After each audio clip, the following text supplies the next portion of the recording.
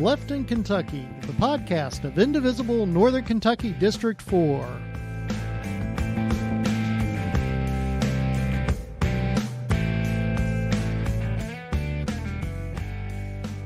Hello, everybody, and we are back for our episode 3 of Indivisible, of our Left in Kentucky podcast. This is Roberto Enriquez. Joining us, we have Amy Ferguson. And we do not have Miss Ann today, Miss Ann Dickerson. She is out sick. And so, get well, Ann. Yes, we wish her a speedy recovery. She did call me before the podcast to talk for a little bit, and she sounds a lot like Kathleen Turner with a bad cough. Yikes. Yeah. So, well, that can actually be a good thing because I kind of like Kathleen Turner, so. I mean, I like Kathleen Turner too. So. Yeah, you know. So anyway, we definitely wish her a speedy recovery, and look forward to having her back for our next episode. Oh, so much going on, so little time. Yeah, we're in session, so. Yep, we're in session. So today we will be talking about some of the bills in session, and you can look forward to that. We also will be looking forward to, we will be interviewing Mr. Chris Tobe, who ran for state auditor last 2 years ago.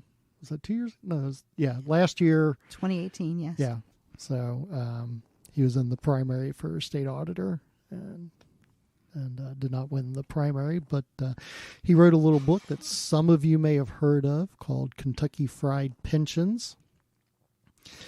Really good book that explains the pension breakdown. So he'll be joining us by phone to talk about the current budget and why we aren't talking about pensions like we have been the past couple of sessions, and why that's probably not a good thing. So make sure you stay tuned for that. But before that, we have everybody's favorite. Oh. Time for the cow patties. All right, Miss Amy, who's your cow patty? So, I'm having to give my cow patty this time to our Boone County Judge Executive, Gary Moore. And I will actually let him share this with the commissioners in Boone County too, because they've decided that they needed to pass this measure to declare Boone County a sanctuary city for the Second Amendment. So, number one, it's in our Constitution. They don't need to do that. It's sort of a pointless measure. Yep. And it's unenforceable. The sheriff already has the discretion. So I don't understand, beyond just rallying up the base, why this measure was necessary. I don't feel more safe. I feel like they really prioritize protecting guns over protecting people. So for that reason, I give Judge Gary Moore and the county commissioners my cow patty for this episode. Well deserved, I think. Well deserved. Like you said, it's a nothing bill or a nothing resolution or whatever it was. It's nothing that they can enforce. It basically says that, yeah, this is the state law, and we're going to agree to enforce the state law, which they have to do by law anyway. So it's ridiculous, yes. Yeah. So yay, go you. Pat yourselves on the back for wasting our time and resources on doing stuff that doesn't need to be done. Which reminds me, at one of these times, I want to have a long conversation about feel-good legislation and how much time our legislature wastes on feel-good legislation. So, but we'll save that for another day.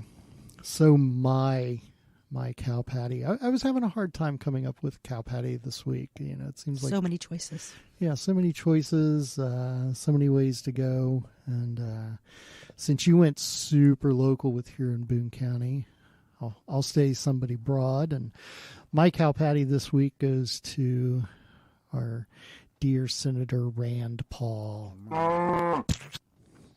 So of the many things that we could give Rand Paul a cow patty for. This time it was because he decided to brag about having his first telephone town hall of the year. So telephone town hall allows him to pick and choose who he hears from, who gets to ask the questions, which questions he gets to answer. And it also means that he doesn't have to actually see anybody. And this has become kind of the norm for a lot of our legislators, rather than having open forums where people can come and ask questions and see They're them. cowards. Yeah. They decide to hide behind the social media or a phone or conference call where they can control the situation and control the narrative. I understand that's very attractive to be able to do that, but not very genuine. So congratulations, Mr. Paul. You get our cow patty, my cow patty for today. Well deserved. Yeah, it's sort of like the sham that they're pulling in the Senate trial for impeachment. You know. Yeah. He's also been a leader of that, apparently threatening people on not having witnesses. Way to uphold that oath there, Senator Paul. Yep. Alrighty. So with that, we let's talk about some of the bills that we have coming up in the legislature right now. As a way to focus, I decided to kind of look at some of the bills that have had 2 readings. So we have a number of those. There's still a bunch of those. Get your pad and paper ready. Write them down, folks. Yeah. But there's some good ones and there's some bad ones. So let's start with talking about some of the Senate bills first. Senate Bill 1. Our state legislature's top priority this General Assembly. Wait for it. We agree to cooperate with federal immigration enforcement. Right.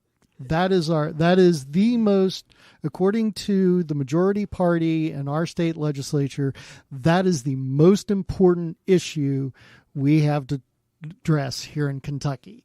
Not the fact that we have $1 billion shortfall, not the pension crisis, which continues to be an issue, which was only made worse last year by the allowing the quasi-government agencies to put off their payments, even though that money still has to be paid.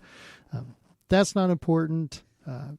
Healthcare, not the number one important issue, but It's all about the base. Yeah. All about the base. Yes. Oh, sorry. Yes. So Senate Bill 1 basically goes through and it says that all law enforcement agencies, officials, public officials, and employees of any public agencies or public institutions have to support the enforcement of federal immigration law. So think about that. That means teachers, social workers. They're going to put those people in positions that they shouldn't be put into. Yeah, there is an exception in the bill that says exempt school districts, district boards of education, public charter schools, and employees and contractors from the provisions of this section. So, to support the a waste of our time is really what it is. Yeah. It's a waste of our time, but 2, it's assigning state resources to enforce federal laws, federal investigations, and that's really not what we're supposed to do. That's why they have federal agencies to do that. Right, and like we have the money to do that too, right? It's just another way to squeeze the local governments out of their resources. Yeah. Really what's behind this bill is it's a reactionary bill to different cities that have decided to do a immigration sanctuary city, which has been co-opted by the Second Amendment folks for their Second Amendment sanctuary city, but that's a different topic, which we already talked a little bit about. But this is in reaction to the sanctuary cities. Important to note, there are no sanctuary cities, immigration sanctuary cities, in the state of Kentucky.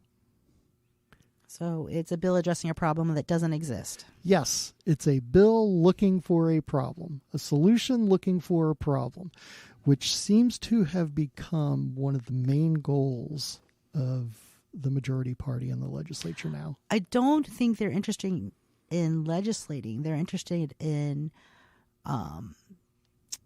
appealing to their voters' more visceral feelings and of fear, and not actually looking out for their interests. And I think that's a really sad state.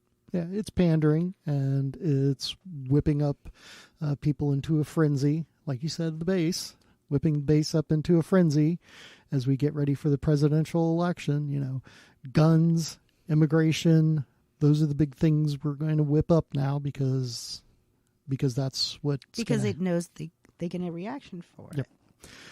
So that's Senate Bill 1. Senate Bill 2, twice the fun. Another solution looking for a problem. This is the voter ID law, requiring people to have a picture ID in order to vote. Voter fraud is extremely rare. Like less... No problem, just a solution looking for a problem, right? Yeah, it's typically less than 0.1% are even questioned as voter fraud. And out of those, rarely does it turn out that it's actually voter fraud. We're talking about across the country, numbers under 100. This is just voter suppression. Yep. It's a way to intimidate people who may not have a photo ID. And, you know, I hear a lot of people go, well, who doesn't have a photo ID? Everybody has a driver's license. Well, no, everybody doesn't have a driver's license. And for extremely poor people, it could be very expensive to get a photo ID. So I will say that there is a provision to make a non-driving photo ID free to obtain. Is it easy to obtain, though? Exactly. Even if the cost isn't an issue, sometimes, you know, you may be 2 bus rides away from a government agency where you could get said ID. You may not be able to take off work to go the hours that it's available. So while I think that, you know, providing that ID is a good idea to let people have, you know, access to identification without funds, specifically requiring it for voting, I have a problem with that. Yeah. So again, another solution looking for a problem. That's Senate Bill 2, our second highest priority. Let's see. Senate Bill, what do we have next? Senate Bill 6. Senate Bill 6. This one is an act relating to legislators' retirement plan and declaring an emergency so that it goes into effect right away. What this bill says is that a non-legislative compensation, so somebody who has been a legislator but is no longer a legislator, any compensation they earn in another state-administered retirement system cannot be used to calculate benefits in the legislator's retirement plan, only on or after July 1st, 2020.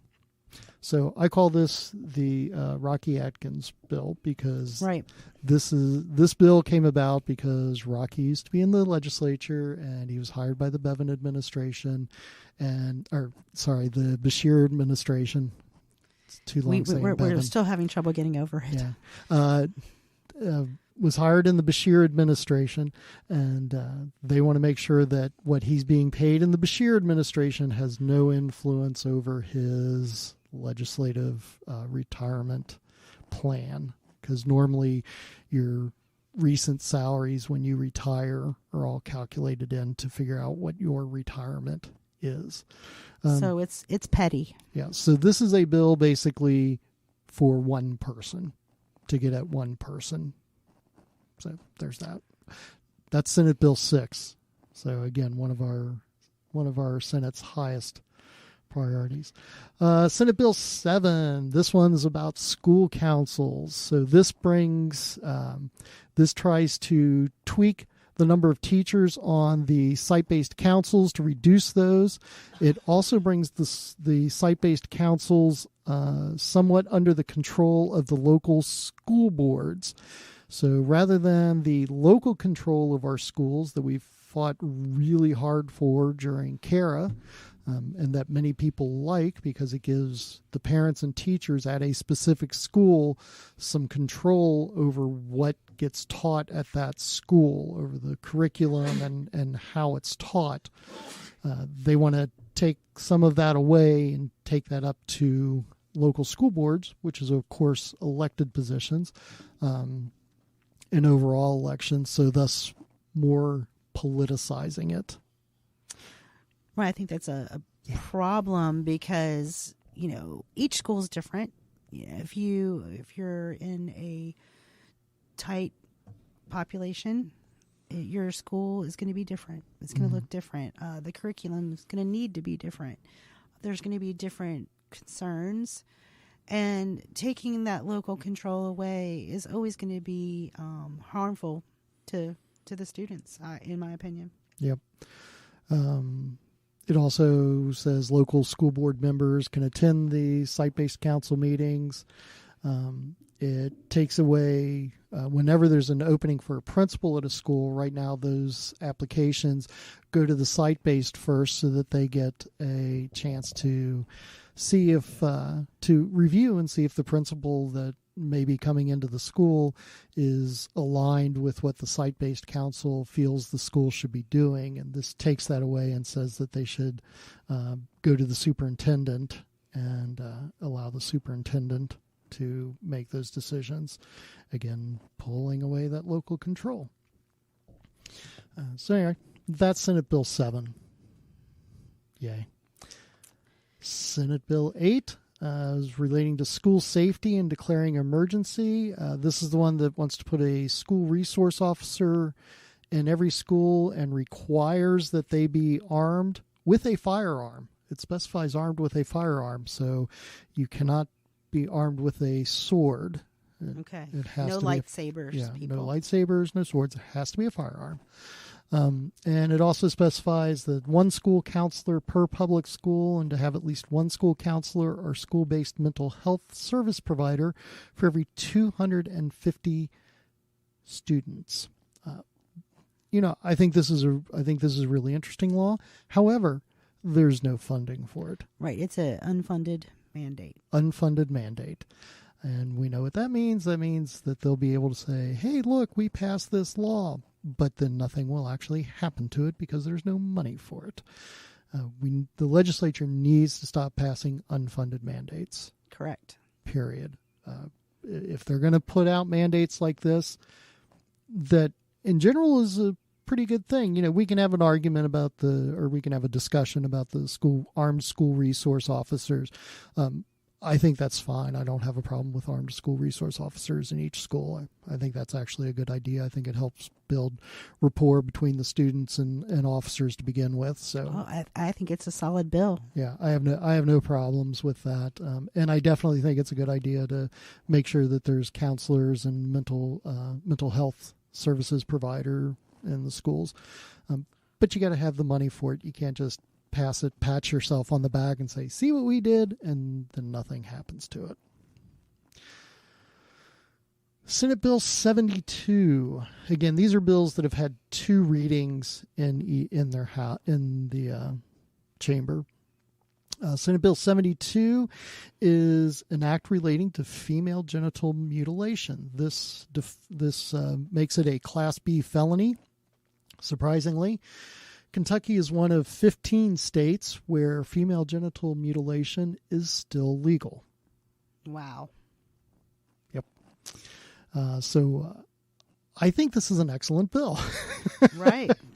So that's Senate Bill 72. It makes it a Class B felony and provides for provides for punishment for that, and so I would say, yeah, I think that's a good one. That's something we could definitely get behind, and I think should probably be a higher priority than Senate Bill 72. I would argue that is a much higher priority than what we have sitting at number 1 or number 2. I would say. Which is definitely number 2. All right. House bills. House bills. Let's talk about House bills. House Bill 46 is a good one. Yeah, House Bill 46. Another good one. This one is talking about promoting living donor human organ and bone marrow donation. So this bill provides for paid leave of absence for full-time employees of the Commonwealth, 240 hours of paid time off for donating a human organ, and 40 hours for donating bone marrow. I think this is a great bill. It also allows for a tax deduction equal in amount to the organ donation expense incurred by the taxpayer up to $10,000. So if you donate a kidney to somebody, they will give you a tax deduction up to $10,000 for the cost of donating your kidney. It's awesome. I think this is a great bill. This is House Bill 46. It's sponsored by Miller, Brenda, Birch, and Graham. Yeah, good on for you. That's a good one. We like that. See, it's not all doom and gloom, right? House Bill 137. Ooh, sports wagering. Yes. This one is relating to wagering and does make an appropriation for it. It's quite wordy, goes into a lot of defining terms as these do, but it establishes the Wagering Administration Fund and directs using that fund to establish problem gaming assistance. So for people who are addicted, provides for that and funding for that as well. So good on that. So we like that one. House Bill 153. This is an interesting one. It talks about mental health first aid training and makes an appropriation. So it funds it. It basically is creating a mental health first aid training program, kind of like you have for CPR, but for mental health training. And appropriating funding for it. I like seeing proactive bills like this. This is good. Yeah, I do too. I think this is a really good bill. There's a ton of sponsors on this. As I look through the list, there's a bunch of folks sponsoring it, including Kim Moser. I think she actually introduced this bill. I think this was her idea. But Kim Moser, Mr. Buddy Wheatley is on it. Adam Koenig. This has a lot of bipartisan support. Even Sal Santoro supports this. So I think this is a good one. We like this one, 153. It's 153, mental health first aid training. Good. House Bill 168, legislative ethics. Is that an oxymoron? Yeah. Nice. This one was interesting because this is the kind of thing where you go, this wasn't the way it was already. Right. This is kind of like the female genital mutilation. Like, that has to be addressed because that isn't already wrong. But this makes it an ethical misconduct for a legislator, legislative agent, director of the LRC, Legislative Research Commission, to intentionally engage in discrimination, harassment, or sexual harassment. Yeah. Yeah, they shouldn't do that. Yeah. I think we should all agree on that one. Yeah, I think that one should have been in there a long time ago. So we'll just kind of keep scratching our heads on that and go, okay, we support that. House Bill 194. This one is about actuarial analysis on retirement bills, and this can ask Chris about that when we get him on. Yeah, we'll definitely ask him about this one. It refers to projecting the costs and savings over a 30-year period rather than a 20-year period. So instead of the actuarial analysis just going for 20 years, looking out further into the future and going for 30 years. So we'll ask Chris about that, get his take on that. And House Bill 236, an act relating to hemp and declaring an emergency. All declaring an emergency means is that they can enact it earlier. It doesn't have to wait for the normal inaction when the new year starts for bills. That's all the declaring. It's timely. Emergency. Yeah. But it's always interesting to see the big words urgency on these bills. Anyway, I digress. So this one's relating to hemp. It directs the Department of Agriculture to establish hemp testing procedures, set forth requirements for transporting hemp and hemp products. However, I do not see that it funds the mandate. Unfunded mandate. Yeah, we need to come up with a sound cue for unfunded mandate. Because that didn't sound that great. Yeah, no, but it gave me that idea. I was like, hey, we should do that. Okay, a sound effect. For we'll be on top mandate. of that. Yeah, I think that'd be fun. All right, so that's House Bill 236. So, we need to do more with hemp and marijuana and medical marijuana and whatnot. But again, we've got to stop the legislature has to stop doing these mandates and unfunding them so they can act like they're doing something. Can I do my Ann Dickerson now? I'm going to do Yes. Okay. Revenue. What do you guys think? That was pretty good. It was definitely loud. So you got the loud part down. All right. I love you, Ann. Yeah. All right, so that's, again, those are the bills with 2 readings in the House and Senate. There are hundreds of bills out there. We did not go through them all, and we just don't have time to talk about all of them. But we wanted to talk about some that we had not mentioned in the past, and so all those have 2 readings in the House and the Senate. If there's one that is of particular interest to you, I suggest you contact your legislator in both the State House and Senate and let them know how you feel about it. If you don't know who your legislator is, you can look that up on the Legislative Research Commission website. You can just Google Legislative Research Commission, or it's legislature.ky.gov, I think. But there's a place in there where you can go, who's my legislator? And they'll tell you. I know who mine is. Sal. Yep. I know who mine is, Mr. Ed Massey, Ed Massey. Yes. And I'm in Massey country. It's kind of scary here in Massey country. Let's not get into Massey country. And in our next segment, we have joining us Mr. Chris Tobe again. Welcome back, Chris. Thank you, brother. Hi, Chris. Hey. So we're talking about the budget this year here in Kentucky and the General Assembly. I know the last couple of sessions there was a lot of talk about pensions, and it seems like this session that conversation seems to have disappeared so far. So Chris, kind of what's your take on that? Well, when the pension discussion disappears, that means we're probably going to make the pension situation worse. Because really the pensions are first and all a budget issue. I mean, that really is the idea, is that making the full payment for the pension is basically the budget buster, especially for the teacher pension.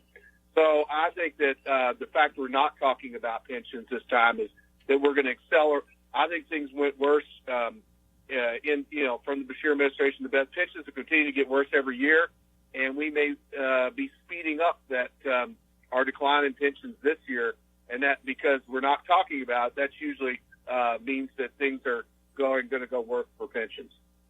Right. So what, so let's say that happens and they just kind of let the pensions kind of go this year, and we start getting an even bigger gap. How does that affect the state financially? Well, one of the big things that happened, there's a lot of financial problems in the state. One of the things that Governor Bevin did that's the worst is he shifted a lot of the pension problem onto city, county governments and school districts through CERF. And so he really, I think the legacy of Governor Bevin will be how he destroyed city, county, and school district finances while he was pretending to do something with the state on the pension. That he used the pension and really hurt those governments. I think what will happen is that there's just not enough money to go around the pension, so they're going to have to short the teacher pension arc this year. And that will lead to probably a downgrade by the rating agencies, S&P and Moody's, kind of put us in the Illinois, Illinois is the only one worse rated than we are, and we may go into the, into that level with them. And it would increase the cost of borrowing for not just the state, but, our city, county, and school districts as well. So I think there's a lot of times whenever, you got to realize money keeps, accelerating. The pension costs keep compounding, and we're not bringing in any new revenues of any real significance here. So that just means you keep going backwards, and people just tend to want to not, deal with it. But that's how we got in this problem in the first place, by just kind of pretending it's not existing this time. And that's what we're doing probably this year with the pension. So you're talking about additional revenues. I know there's a couple of bills out there to try to generate some additional revenue with, expanded gaming and trying to make some movement on hemp and medical marijuana. Is that going to help at all, you think? It helps very small amounts. And I'm supportive of all the revenue measures. I'm not, but when we're talking about 50, 100 million a year when we've got $1 billion a year problem. If we wanted to really balance our budget, which would be paying our pensions, we'd probably have to increase sales tax from 6 to 9% or income tax from 6 to 9%. Those are the only two taxes with a broad enough base to really pull the revenue in.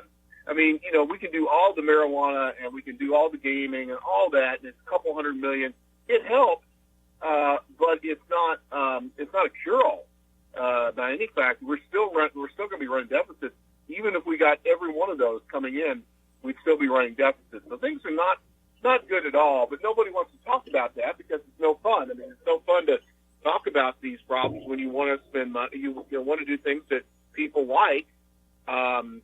Talking about taxes or cutting is not what people like to hear. Yeah.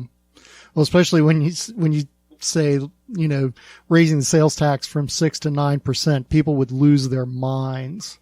But I did the numbers one time. That's really what it would take to get us just a balanced budget. That's not increasing things. Wow. So I think people just don't realize how bad a shape we're really in here. And the pensions are a symptom of this. They were just used to borrow because it's the only, we can't run deficits legally, officially, so we borrow from the pensions. This is the way Kentucky's been doing it for the past 10 years. Right. Just kind of cheating on borrowing, just taking it from the pensions. And they don't go away. If even your pension balances goes to zero, you still owe that money to pensioners. Right. And people tend to forget that. Right, because that's money that's owed. That's the people have spent their careers paying into that pension system, and that money's already owed to them. So it's not like you can just say, yeah, it's a legal contract, and you could say that Kentucky would have to sell state parks or other things before they could default on a pension payment. That's the way I see it legally.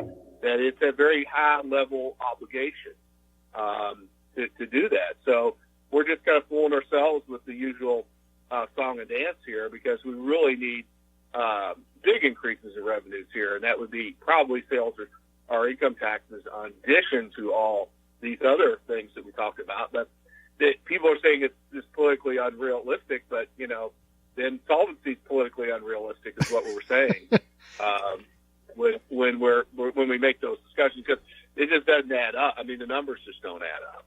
Right. So last session they did the emergency bit where they allowed the quasi-government agencies to not pay their portion of it. Did that just make the situation worse, or? Yeah, that's just letting them borrow money. more money from KRS. Yeah. Because somebody anytime you do anything like that, it makes it worse. Yeah. Right, because that money eventually has to come from somewhere. Yeah, it is. And basically it's the state that's responsible for it. It's just allowing. It basically allows the quasis to borrow more money at whatever 65% from the retirement system. Wow. It just increases the underfunding and the loan. That's all it does is the shifting. I mean, It's not like there's any money there. I mean, it's not revenue or anything. It's not magic. It's borrowing. Right. And making this underfunding worse. Wow. So I guess, you talked about the kinds of money that we'd have to raise and one of the things you talked about was like raising the sales tax because of the broad base there to generate funds. Like, are there any other significant changes we might be able to make to raise significant amounts of money that you can think of? No, I mean, it's taxes. I mean, we can't make money out of nowhere. Now, federal bailout. Now, the best federal bailout, which I wrote about in my book, would be Medicare for all, because that would help everybody. I mean, on the most expensive, because the retiree health plans are tied to the pension plans, and the most expensive retiree health part is the people who retire early before Medicare. So they would just get on a Medicare supplement. So that Medicare for all would be the biggest supplement to which would be basically a federal infusion of cash or a federal reduction of costs to not only state government, city, county governments as well. But no one likes to talk about that either. But I mean, that's probably the most likely good news coming would be if we ever had Medicare for all. That would be good news for the pension systems. I don't see much else. What I'm advocating is free CERS, separating CERS from the state to keep the damage, the continued damage that's being done to the state. I'm worried about state, local governments, and school districts going bankrupt. Right. And the state forcing, and that KRS, by all these manipulating these assumptions under Bevin, really is pushing them down that path. And I think the most important pension legislation of this term would be free CERS or CERS separation. So my objectives for this session are free CERS, not to solve any pension crisis, but to keep the state from destroying the cities and counties and school districts with pensions. So it's our defensive move, which I think is the most important pension legislation of the session. But Wall Street does not want that to happen, and it's lobbying very hard to stop the separation. Right. Wow. So we have a lot of Wall Street lobbyists there. Of course, there's other things. I helped write a lot of these different type investment laws for retirement systems. They've continued to go backwards. They have actually rescinded transparency laws already and continue. And I think the retirement system's number one objective now is to get rid of the few transparency laws they do have now that came on under the old Senate Bill 2 in 2017. So we continue to move backwards on pensions in a lot of ways. Right. On the actuarial analysis, I know there's a bill that's currently in the General Assembly for extending the length of time that actuarial analysis is done from 20 years to 30 years. Is that kind of just for show, or is there any real benefit to doing that?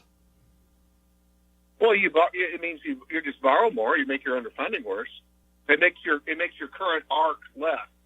It's like going from a 20-year mortgage to a 30-year mortgage. Okay, gotcha. So it's basically a shifting in debt. It would have us borrow more money. Right.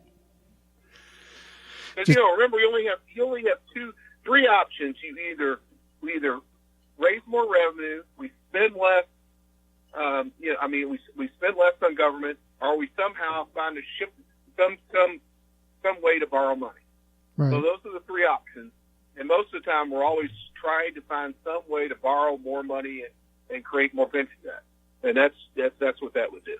Right. Just kick the can down the road for for another legislature. Got it. Yeah, it's just debt. I mean, it is what it is. I mean, you can say all the options are bad. Right. And if, I don't think government spending can be cut that much as Kentucky anymore. And if you don't believe taxes can go up or revenues can go up through anything, then what other choice is there? Yeah. Basically, all it's going to be borrowing. Yeah.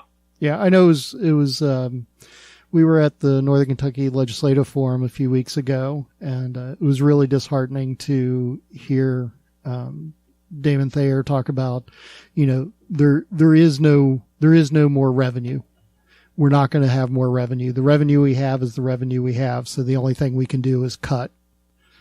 And things have been cut to the point that, you start looking and go, okay, so you're talking about austerity, which is a hugely, Well, here's the problem with pensions. When you cut headcount, you cut the amount going in to the pensions, and you make your pension situation even worse. So I see that's happening really bad in city county governments too. That's really what this pension. I mean, the whole Republican scheme is to destroy government. This is a whole, destroy Koch brothers' destruction of government and using the pension as a weapon to destroy governments. And one of the ways you do is if you force them to, if you don't have new revenues, what that forces you to do, you have to cut headcount. Every time you cut headcount, that means you have fewer people paying into the pensions to support more retirees. So you just start this death spiral going. And that's what the whole objective here is, to bankrupt governments and put them in death spirals. And that's what, they're trying to do there. And, I guess we're going to let it happen, because it's already starting to happen. Yeah. Well, clearly a lot of tough conversations that need to be had, and I think one of the best things we can do is keep pushing those conversations and saying, no, we're going to talk about this, whether you like to talk about it or not. Reminder. But I think it's more important that these financial gains of cities, counties, governments, and school districts really being put their solvency by the state. So what state's doing has the negative effects our legislature is having on them, I think, is the thing we need to really point out. And that's the free CRS I'm pushing. That's really the thing that we can't play off. We've got a lot of bad things. The best thing we can do in this session is to play defense and to protect our cities, counties, and school districts from being destroyed by the state government. Yep.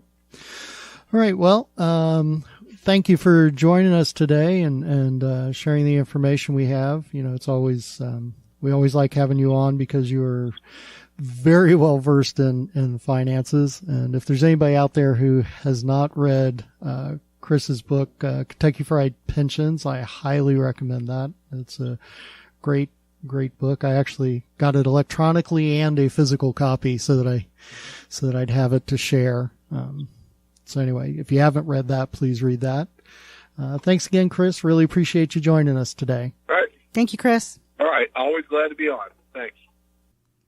That's going to wrap it up for Left in Kentucky this week, for Indivisible Northern Kentucky. We got a couple of things coming up we want to give you a heads up on. On our next episode in 2 weeks, Miss Nesia Thornton will be joining us, and she'll be discussing some of the LGBTQ related issues and legislation in the General Assembly and how those affect. She spoke at the Legislative Forum a couple of weeks ago. And, looking forward to talking to her. Yeah. Nesia is a really neat person, so we're real excited to have her on the podcast next time. Coming up February 6th, Thursday, February 6th, we will be celebrating Indivisible Northern Kentucky's 3rd anniversary. Yay! Our official becoming a toddler, as Ann likes to call it. And we'll be joined by Afton Ben, who's our regional Indivisible director, or I don't know what her title is. Sorry, Afton, I don't know what your title is. But anyway, she kind of helps look over the Indivisible groups in Kentucky and Tennessee. So she's a really nice person. Yeah, like she is a ball of energy. So be ready for that. But anyway, that's February 6th, and we meet at the Acapulco Mexican restaurant on Turfway. Turfway Road. On Turfway, not the one on Mall Road. Meet at the one on Turfway. There's a meeting room in the back, and we meet there. Interesting fact, apparently at our last meeting, our January meeting, we had somebody from the Second Amendment Sanctuary City movement attend our meeting because we had a speaker from Moms Demand Action. So we had a... Oh, that was that mysterious stranger. Yes, okay. The mysterious stranger that joined us and then quickly left after the presentation. So you never know who's going to show up. That's Could right. be very exciting. I'll be there. But anyway, it's a lot of fun. We have a good time. And like I said, we're meeting at Acapulco. So that's our February 6th, Thursday, February 6th. Our March meeting... 6:30. Yeah, it's 6:30. Thank you. 6:30. Our March meeting, March 5th, is not at Acapulco because we are hosting a Senate candidate forum. Exciting. We'll be at Southgate House Revival in Newport on Thursday, March 5th, starting at 6:30. The doors will open about 5:30. But the forum will start at 6:30. It's going to be hosted by Ryland Barton, who is the Capitol correspondent for Kentucky Public Radio. He'll be leading the forum. And we have 4 of the candidates scheduled to be there. We have Miss Amy McGrath, who will be there, Mr. Charles Booker, Mr. Mike Breuer, and Mr.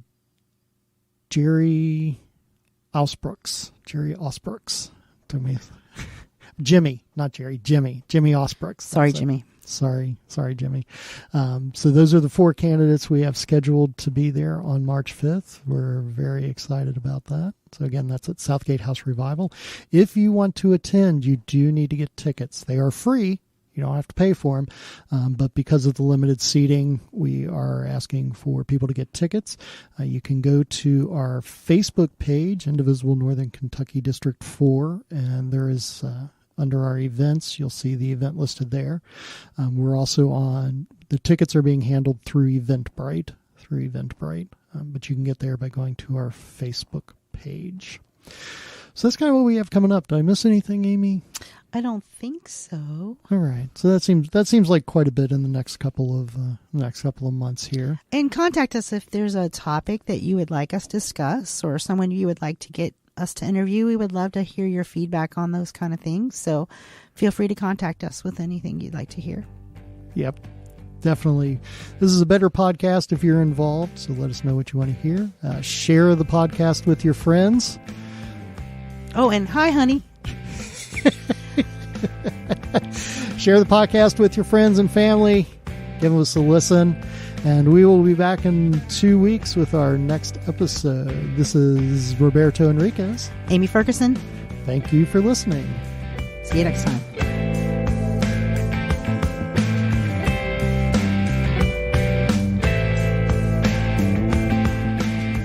Indivisible Northern Kentucky's podcast, Left in Kentucky.